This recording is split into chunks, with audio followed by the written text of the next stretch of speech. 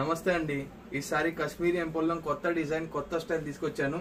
చూడండి, కాశ్మీరీ ఎంపోల్లో మొత్తం tissue style, tissue satin mix వస్తుంది. ఇది మొత్తం జరీవింగ్ వచ్చేసి పైన పొజిషన్ ప్రింట్ వస్తుంది. ఫ్యాబ్రిక్ ఫీల్ చూడండి ఎంత బ్యూటిఫుల్ గా ఉందో. ఇవన్నీ లిమిటెడ్ స్టాక్ వచ్చినాయి, సింగిల్ పీస్ వచ్చినాయి.